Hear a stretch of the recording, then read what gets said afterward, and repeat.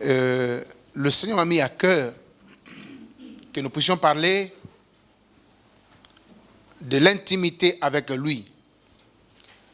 La relation avec le Seigneur doit être fondée sur l'intimité et non sur la connaissance.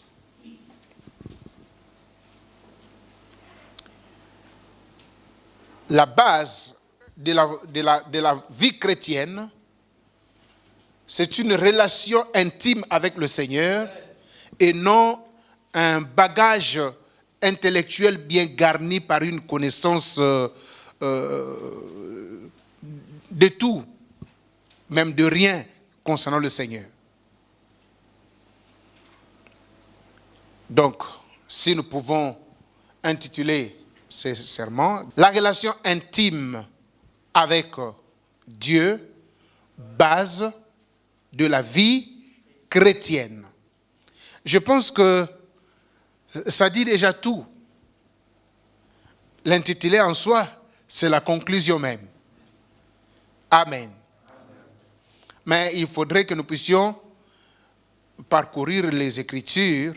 Nous n'allons pas lire beaucoup, quelques 3-4 versets, et que nous allons expliquer pour comprendre qu'effectivement, la base de la vie chrétienne, ce n'est pas une connaissance approfondie de Dieu.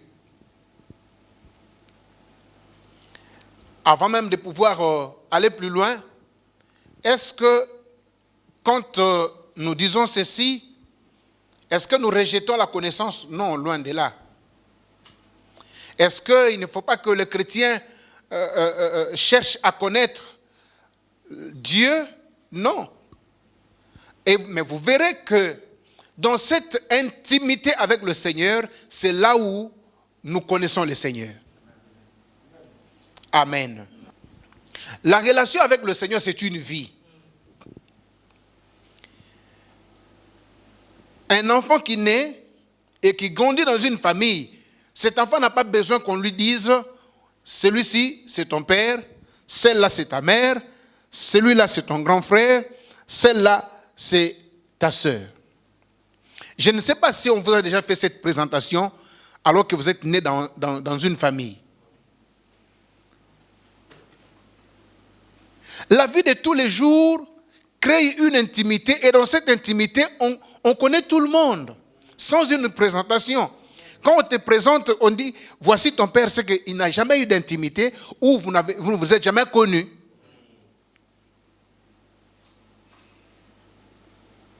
Amen. La vie chrétienne, ce n'est pas une vie à part. Vivre la vie chrétienne d'une autre manière que nous vivons naturellement, c'est une hypocrisie.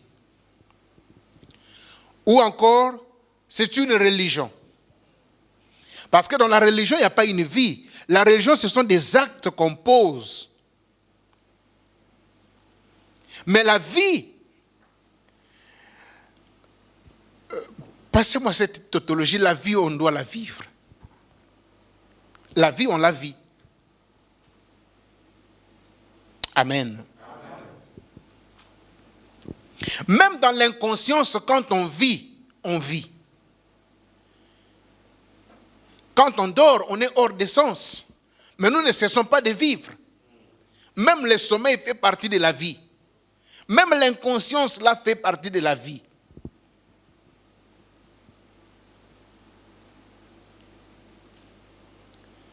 Vous savez, la parole de Dieu, ce n'est pas seulement quand nous la lisons. Il y a d'autres personnes, c'est quand il lit la parole de Dieu, c'est là où il est conscient de l'existence de la parole de Dieu dans sa vie. Amen. Mais or, parce que la parole de Dieu, c'est ça ma vie. Ce n'est pas seulement quand je la lis, mais je vis ça. Amen.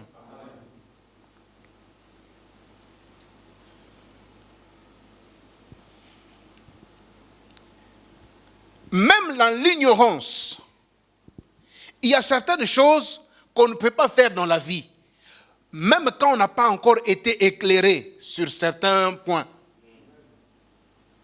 La conscience t'indique que ça, c'est pas bon. Dieu a mis en nous la loi de la conscience. Dans notre conscience, donc ceux qui n'ont pas été connus par la loi seront jugés par la loi de la conscience. Romains chapitre 2, du 11e verset au 14e verset. J'ai lu la parole du Seigneur. Car devant Dieu, il n'y a point de favoritisme.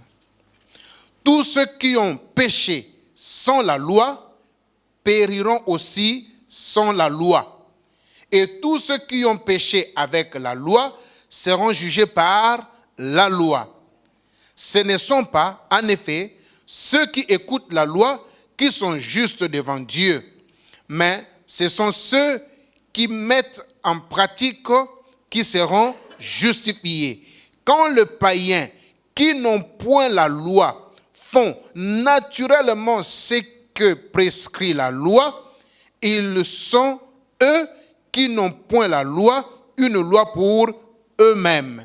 Ils montrent que l'œuvre de la loi est écrite dans leur cœur et leur conscience en rendent témoignage et leurs pensées s'accusant ou se défendant tour à tour. Vous avez compris? Dieu ne fera pas de favoritisme. Pour dire, vous n'avez pas écouté la parole de Dieu, vous n'avez pas jamais connu la loi, alors parce que vous avez péché et que maintenant vous êtes ici, donc vous, je vous épargne, entrez au ciel. Maintenant, vous qui avez connu la loi, parce que vous n'avez pas mis en pratique, c'est vous qui irez en enfer. Si Dieu fait comme ça, c'est qu'il a favorisé ceux qui n'ont pas écouté la parole de Dieu. Alors, le mieux serait quoi? Restons païens jusqu'à la fin, nous irons au ciel. Amen. Amen. Or, même quand on a été païen au cube, comme dit Pasteur Katonia, ou encore on est athée, celui qui nie l'existence de Dieu, mais au plus profond de sa conscience, il y a une loi qui l'accuse de l'existence de Dieu. Et c'est en vertu de cette loi-là qui est dans la conscience que Dieu a placée que chacun sera jugé. Parce qu'il dit, si ceux qui ne connaissent pas la loi, mais naturellement ils savent distinguer le bien et le mal, c'est que chacun de nous dans sa conscience a cette loi. Car notre conscience soit nous défend ou nous accuse. Amen. Donc je n'ai pas besoin de connaître toute la Bible pour établir une relation avec le Seigneur. Non, moi je ne vis pas ma vie chrétienne convenablement parce que je ne connais pas beaucoup de versets. Ce n'est pas une histoire de versets bibliques. Sinon, ne vivrez l'amour que ceux qui ont étudié et ceux qui sont en ville. Mais même quand vous irez au fin fond du village, vous trouverez deux couples qui s'aiment et qui s'entendent parfaitement. Qui ne connaissent rien sur l'alphabet français, qui ne connaissent rien sur le calcul mental ou encore le calcul écrit. Mais ils s'aiment et il faut des enfants. Pareil avec les universitaires. Et entre les deux couples, personne n'apprend à l'autre comment on vit l'amour. C'est tellement naturel que chacun à son niveau et à sa dimension de la connaissance vit l'amour. Amen. Amen. Ainsi, je vais nous dire, la Bible ne commence pas par nous expliquer l'existence de Dieu. Le premier verset de la Bible ne nous explique pas d'où vient Dieu, qui il est, comment il est, et comment faire pour le connaître ou pour la voir. Il y a quelqu'un qui connaît le premier verset de la Bible ou qui ne le connaît pas? Amen. Je pense que nous tous, nous connaissons le premier verset de la Bible. Même si nous ne connaissons pas ce qui est écrit, mais nous savons que non, le premier verset de la Bible, c'est Genèse chapitre 1, verset 1. Ah, j'ai failli dire 2. Amen. N'est-ce pas, frère Fortuné? Le premier verset de la Bible, c'est quoi? Voilà. Genèse 1, 1. Et que dit ce verset? Ce verset nous explique comment Dieu est. Au commencement, Dieu créa les cieux et la terre. Point barre. La Bible, c'est la parole de Dieu. La Bible est inspirée de Dieu. La Bible ne commence pas par nous expliquer qui est Dieu, d'où il vient, comment il existe. Non, la Bible nous commence par nous présenter un Dieu en action. Amen. Amen. La Bible commence par nous présenter un Dieu en action. Si nous mettons la science, nous pouvons aussi douter, parce que la philosophie dit qu'il faut douter de tout. Qu'est-ce qui prouve que non, ce Dieu-là, c'est lui le véritable Dieu? On peut aussi se poser ce genre de questions. Qu'est-ce qui prouve que non, c'est lui-là, c'est le véritable Dieu? Or, rien que par la présentation de la Bible, nous pouvons aussi comprendre comment on doit évoluer avec ces dieux. Le premier voyage ou le plus long voyage avec Dieu ne commence pas par découvrir qui Dieu est, mais il faut laisser Dieu ou accepter ce Dieu être en action dans ta vie.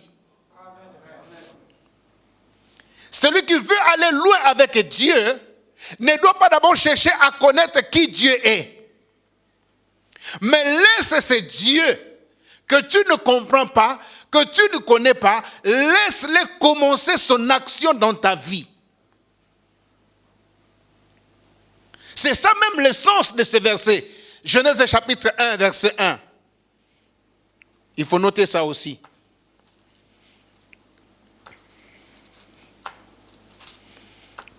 La Bible dit exactement ceci. Au commencement, Dieu créa les cieux et la terre. C'est ça, Genèse chapitre 1, verset 1. La Bible nous montre un Dieu qui est en action. Un Dieu qui crée. Parce que dans la pensée de Dieu, à part lui, il n'y a pas d'autre Dieu. Amen. Donc Dieu ne peut pas commencer à se présenter, moi je suis ceci, moi je suis cela. Non.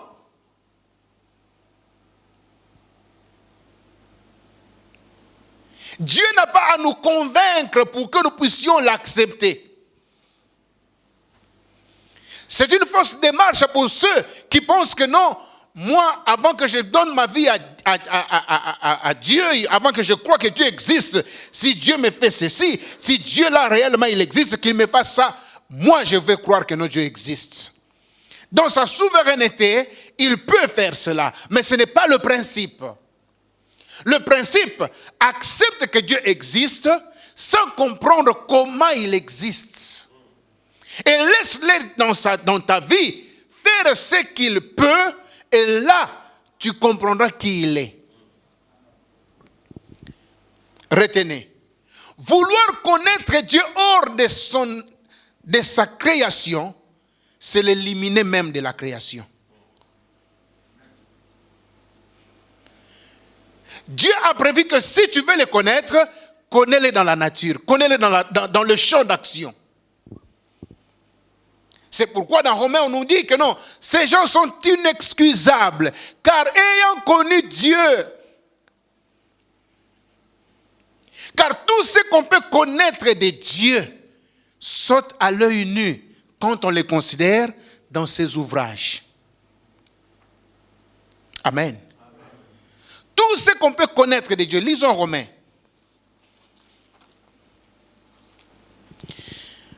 Chapitre 20. Pour mieux comprendre à partir du verset 19. Jusqu'au verset 22. Romains, chapitre 1er, verset 19 à 22. Car ce qu'on peut connaître de Dieu est manifeste pour eux, Dieu le leur ayant fait connaître, en effet, les perfections invisibles de Dieu, sa puissance éternelle, sa divinité, se voit comme à l'œil nu, depuis la création du monde, quand on les considère dans ses ouvrages. Voilà pourquoi la Bible commence par nous dire, au commencement, Dieu créa les cieux et la terre. Et on nous explique comment la terre était informe et vide, mais on ne nous explique pas comment Dieu est. Mais tout ce qu'on nous montre, que c'est la terre qui était informe et vide, Dieu l'a arrangée, Dieu l'a modélée, Dieu a commencé à créer.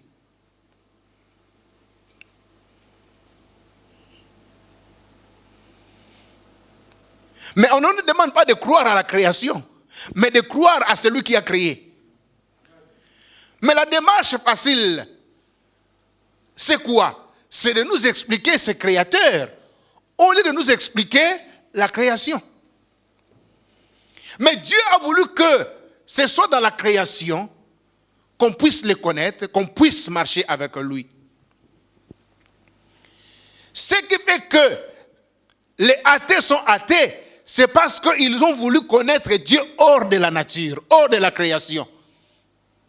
Et c'est comme ça, non, si Dieu existe, c'est que l'homme n'existe pas. Mais parce que moi je vois l'homme, c'est que c'est l'homme qui existe. Et parce que c'est l'homme qui existe, Dieu n'existe pas. Alors ils ont créé des théories. Boom round. Donc au début, c'était d'abord une explosion. Et les atomes ont commencé à se rapprocher les unes des autres pour commencer à former la matière, etc. Donc ils ont enlevé Dieu dans la créature, dans la création. Ce n'est pas parce que Dieu n'existe pas. Et ce n'est pas parce qu'ils nient l'existence de Dieu. C'est parce qu'ils ont voulu connaître Dieu hors de la création. Et parce que Dieu n'a pas prévu qu'on puisse le connaître hors de la création, alors on ne le connaîtra jamais. Dieu veut que nous puissions le connaître dans cette relation intime. Or, comment pourrais-je aimer quelqu'un que je ne connais pas? Mais c'est ça même la folie. C'est ça même le sens de la foi. N'est-ce pas que Jésus a dit à l'un de ses disciples, heureux ceux qui ont cru sans avoir vu. C'est Thomas qui pose la question à Jésus. Non, moi je veux bien croire que c'est bien toi qui es ressuscité. Montre-moi les preuves de ta crucifixion, alors je saurai que c'est toi. Et Jésus dit, regarde.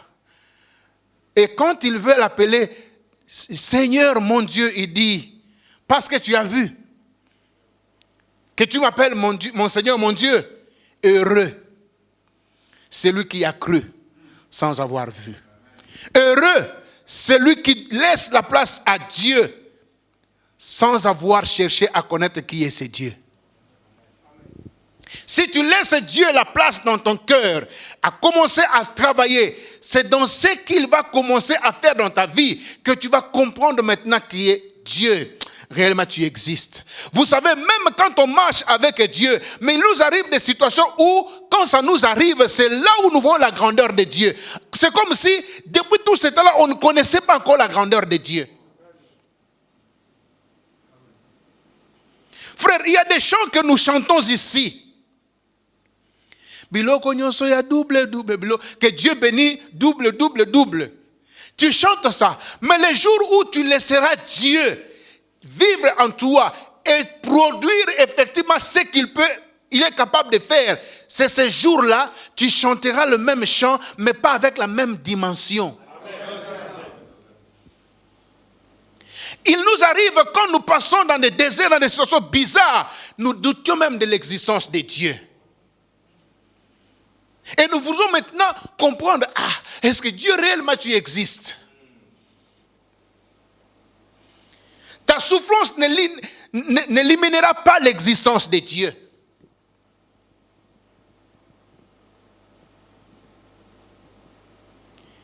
La pandémie n'éliminera pas l'existence de Dieu. Il y a des gens qui se posent la question, si réellement Dieu existe. On avait prié ici, non, que cette épidémie-là, depuis qu'on trouve les vaccins ou que Dieu guérisse. Mais même les pasteurs meurent avec... Frère, même si tu trouves l'homme le plus saint de tous les saints et de toute la sainteté des saintetés, mourir de ça n'élimine pas l'existence de Dieu. Ne réduit pas l'existence de Dieu par le Covid. Quelle que soit la situation que tu peux traverser dans ta vie, Dieu reste Dieu.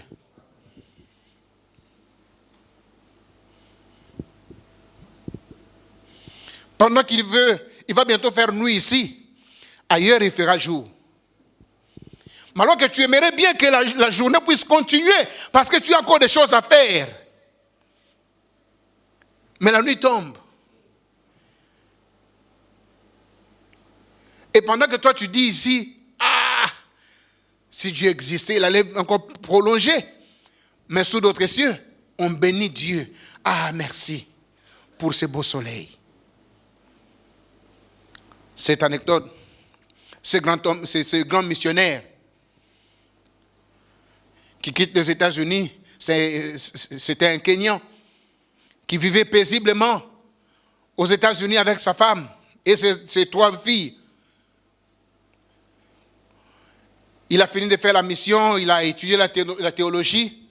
Dieu lui dit, va établir l'église dans ton village natal. Alors, de la Californie au village natal, sans transition, voyez-vous ce que ça peut faire? Où il n'y avait pas l'électricité, il fallait les groupes électrogènes. Au milieu de la brousse.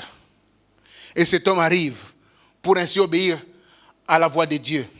Une fois sur place, et il commence l'intercession chez lui à la maison, il priait, et Dieu lui dit, tu vas faire une grande croisade ici, et je vais me manifester.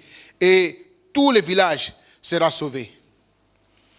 L'homme de Dieu, avec le matériel qu'il avait amené des États-Unis d'Amérique, il monte un podium, on installe les instruments, il fait venir une chorale de Nairobi pour la circonstance.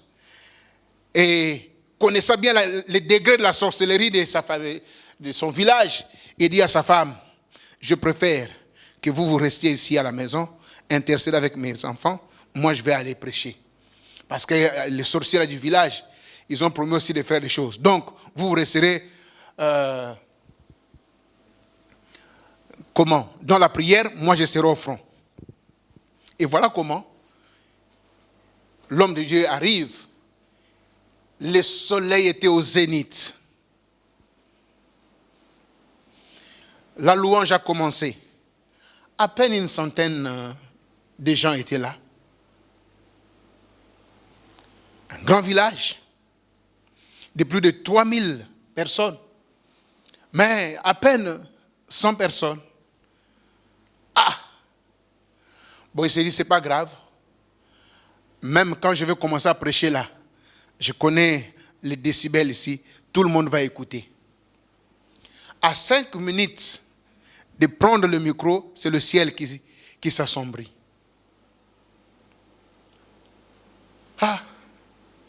Il commence l'intercession. Au nom de Jésus. À peine 2, 3, 4 mots de la prière, c'est la pluie qui tombe. Couvrez le matériel. Même les sons qui étaient là ont fui pour aller se cacher. L'homme de Dieu dit non. Dieu m'avait dit qu'il va faire des miracles. Il reste là. Il reste. Même les chantres, tellement mouillés, Il devait aller chercher là où se cacher pour se réchauffer. L'homme de Dieu restait seul avec sa Bible. Il dit non, non. Dieu, tu m'as déçu. Alors, ne sachant plus quoi faire, il prend sa Bible, il descend de l'estrade, il commence à rentrer chez lui à la maison. Arrivé à un moment donné, il dit, le Dieu là des Blancs était resté aux États-Unis. Non, non, non, non, non. Il jette la Bible. Dieu n'existait pas. Ça, c'était mon imagination. Il avance. C'est là où il entend des bruits. Les gens qui quittaient le village et qui venaient au grand terrain là où il était. Les sorciers amenaient leurs histoires. Les féticheurs amenaient leurs fétiches. Chacun amenait ce qu'il avait gardé pour reconnaître la grandeur de Dieu de cet homme. Même ceux qui rentrent au village, quoi? Oh! Votre pasteur, non, non, non, non, il a Dieu. Quoi? On lui dit, nous avons envoyé le feu pour consumer ta femme et tes enfants. La maison a pris feu. Tout l'eau qu'on jetait, qu'on aspergeait là, ça ne faisait que augmenter les flammes.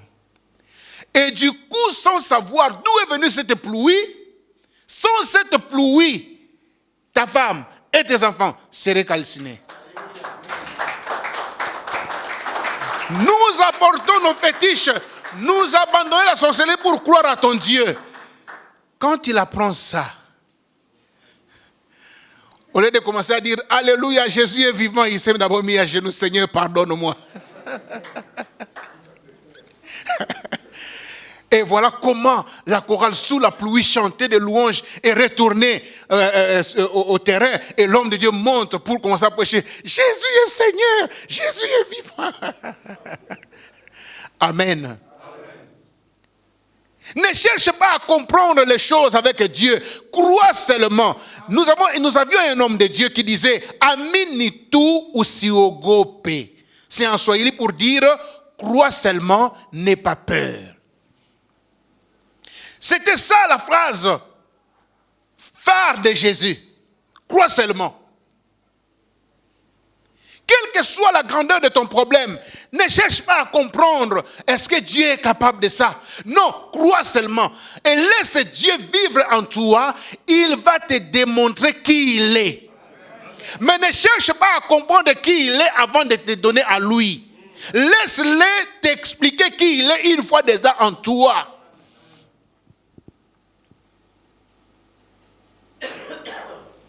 Le mariage qui dure, c'est ce mariage où la femme a fait confiance à l'homme sans avoir vu. Et le jour où l'homme commence à lui faire voir, la femme dit, je savais que peu importe ce que je voyais là, je croyais en toi. Même pour décevoir une femme pareille, on a du mal. Mais la femme qui est venue parce que elle a compris que non, tu en as. Le jour où elle tombe en disgrâce, on la rejette sans réfléchir deux fois.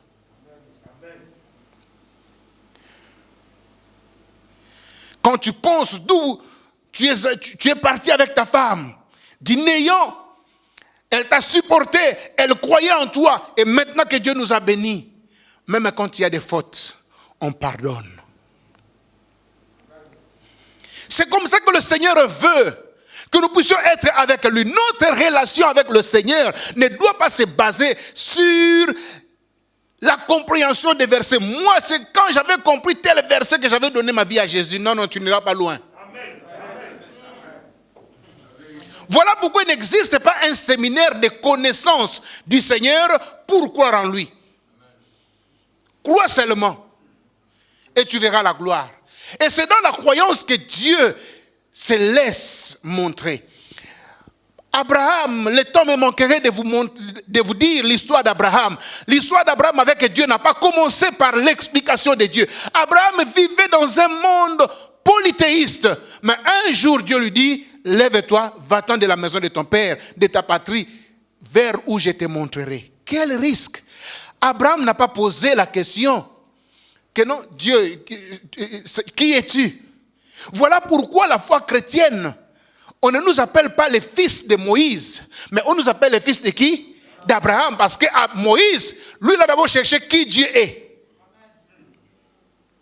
Dieu a commencé d'abord par lui expliquer, je suis le Dieu de tes pères, d'Abraham, d'Isaac et de Jacob.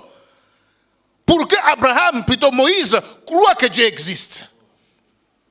Et marche avec lui. Mais Abraham n'a pas posé des questions du genre qui tu es, comment tu vas faire, quelles sont les garanties. Et voilà pourquoi la foi en Dieu, ce n'est pas la foi de Moïse, c'est la foi d'Abraham. Et même s'il faut donner la dîme, ce n'est pas la dîme de Moïse, c'est la dîme d'Abraham.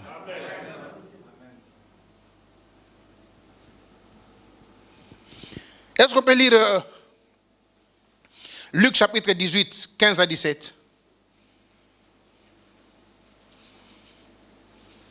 Notez seulement, c'est l'histoire où Jésus-Christ, Luc chapitre 18, 15 à 17, où les petits-enfants venaient vers Dieu, venaient vers Jésus. Alors, il y avait des gens qui les empêchaient d'aller vers Jésus. Et Jésus appelle ces gens-là, ces grandes personnes.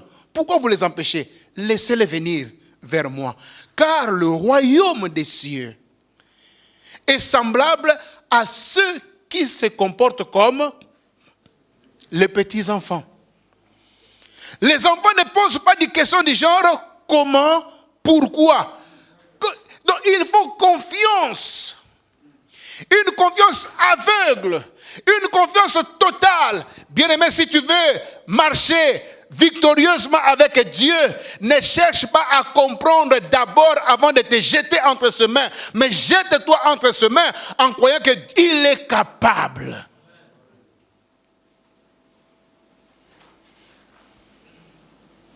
Dieu est capable de te prendre en charge. Dieu est capable de faire avec toi de grandes choses. Il est capable de t'amener là où ta lignée biologique ne peut jamais t'amener. Fais-lui confiance. Ne regarde pas d'où tu es venu, ne regarde pas ta condition, ne regarde pas tes potentiels, ne regarde à rien, mais regarde à ce que Dieu est capable. Crois seulement et le reste, c'est lui qui fera. J'aimerais qu'une personne fasse la lecture. 1 Corinthiens chapitre 2, versets 4 à 5. Lisons notre Seigneur. Nous rendons grâce à Dieu. Et ma parole et ma prédication ne se reposaient pas sur les discours persuasifs de la sagesse. Ma prédication et ma parole ne se reposaient pas sur des discours persuasifs de quoi? De la sagesse. De la sagesse. Ça veut dire quoi? Je n'étais pas là à vous démontrer que par A plus B, on peut comprendre qui est Dieu. Non, non, non, non, non. Non, non, non, non, non, non. Je ne suis pas là pour vous convaincre. Ça, c'est la philosophie. Ça, c'est la science du monde.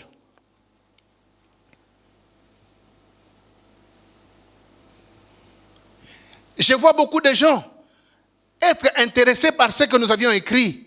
Centre d'évangélisation et de formation. Ah, moi, c'est la formation qui m'intéresse. Donc, ils viennent dans leur tête que non, on va les former pour devenir maintenant des chrétiens. Il n'y a pas une formation pour devenir chrétien. Il y a une foi à mettre en action pour devenir chrétien. Parce que dans la formation, là, dans la tête de beaucoup de gens, ils pensent à autre chose. C'est ça la philosophie. La science exotérique, toutes ces choses-là, c'est là où la méthode de Dieu, elle est différente avec celle du diable. Le Dieu, parce qu'il sait que je ne suis pas Dieu, d'où il s'asseye sur la connaissance pour convaincre. Je sais que je suis ton père. J'ai encore, qu'est-ce que je dois faire pour te convaincre? Non, c'est à toi de faire un effort de croire que je suis ton père. Amen. Ce n'est pas à moi. Non, non. Je n'ai pas besoin de ramener chaque soir des biscuits, des bonbons à mes enfants pour leur prouver que je suis leur père. Parce que je n'ai pas apporté aujourd'hui, ah, tu n'es pas notre papa. Si tu étais notre papa, tu allais amener. Malheureusement, c'est ce que nous faisons avec Dieu. suffit qu'il y ait un concours pour l'embauche. Ah Seigneur, Dieu mon Père, notre Dieu qui est aux cieux. Tu pries, tu répètes. Pas, tu es éliminé. Ah! Et ce qui est bizarre, tu comprends que non, celui-là a fétiché. Et avec ce fétiche, il est embauché. Toi, avec la foi en Dieu, tu es illuminé. Et c'est là où Pasteur Claudia nous a exhorté tout récemment ici. Vous avez reçu les audios, non? Les psaumes. Contraste entre les justes et les méchants. Continue, bien-aimé. Mais sur une démonstration d'esprit et de puissance. Donc ma prédication et ma parole ne s'étaient pas reposées sur des discours persuasifs, mais sur quoi? La puissance de quoi? Mais sur une démonstration d'esprit et de puissance. La démonstration, pas de la parole, mais la démonstration de l'esprit. Afin que votre foi fût fondée, non sur la sagesse des hommes, Non sur la sagesse des hommes, mais sur la puissance de Dieu. sur la puissance de Dieu. Je crois que Dieu est puissant, je crois que Dieu est capable. Même si aujourd'hui je ne comprends pas pourquoi j'ai échoué, mais je sais que dans sa puissance, Dieu me réserve de grandes choses. Notre intimité, notre relation avec Dieu doit être fondée sur la relation intime et non sur la relation de connaissance et de compréhension. Pour devenir docteur, je n'ai pas besoin de la foi, j'ai besoin de la connaissance. Mais quand je mourrai tel que j'étais né. De l'autre côté, je ne serai pas médecin. Dans l'au-delà, je ne serai pas médecin. Mais si je crois en Dieu, je deviens chrétien, même dans l'au-delà, je le resterai. Cette exhortation a pour but de nous aider à consolider notre relation avec le Seigneur. Même quand je ne comprends pas certains phénomènes, même quand je ne comprends pas certaines choses dans ma vie, la crise, elle est la mondiale. Même nous, les enfants de Dieu, nous subissons aussi les arbres de cette crise. Mais si Dieu était avec nous, mais pourquoi nous vivons toutes ces choses? Que ces choses existent ou non, Dieu reste Dieu. Si nous ne comprenons pas aujourd'hui, continuons à lui faire confiance. Demain ou après-demain, nous comprendrons. Ah, je comprends maintenant. Dieu nous démontre qui il est une fois en œuvre en nous. Mais si tu veux le comprendre avant de l'accepter en toi, tu vas passer à côté de la merveilleuse œuvre de la croix. Inclinons nos têtes dans la prière. Dis Seigneur, je veux marcher avec toi. Je vais cultiver l'intimité avec toi. Je ne veux pas poser des questions du genre pourquoi et comment. Mais je vais simplement me jeter entre tes bras d'amour. Et conduis-moi dans ta félicité. Prions au nom de Jésus.